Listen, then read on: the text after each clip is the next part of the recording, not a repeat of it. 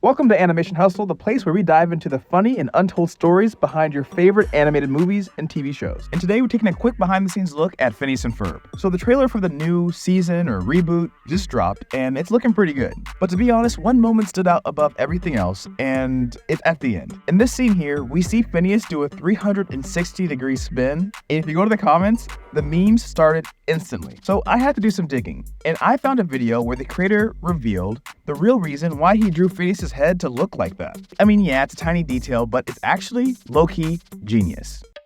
Okay, so if we go back, Disney probably doesn't want you to know this, but making Phineas and Ferb was an absolute struggle. You see, before it was a massive hit, Disney executives didn't think it would actually work.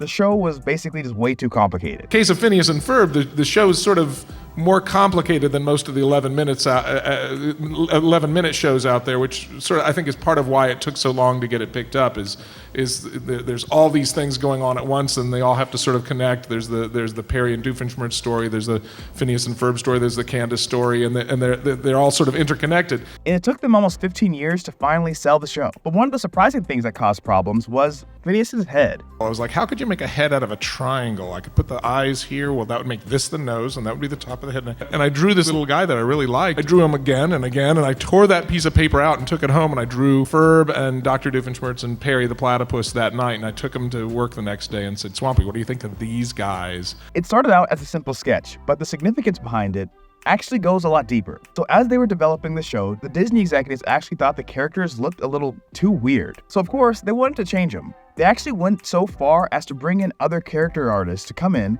and reimagine and redesign all these iconic characters, which sounds crazy today, but they weren't feeling it back in the day. But after all these different meetings, luckily the creator refused to change anything, and his reasoning behind it is actually surprisingly simple. He wanted to make something that would hopefully be legendary.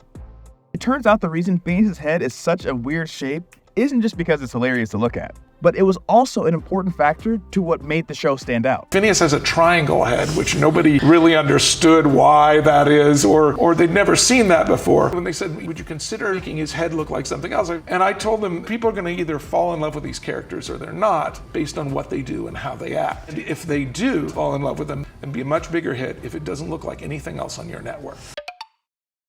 So we all know Phineas and Ferb is one of the best modern classics, so in the comments below, let me know what your favorite episodes are. And what do you think of the new season and of the overall art style for the show? If you want to see more quick behind-the-scenes stories from the animation, check out these videos, and I'll see you soon.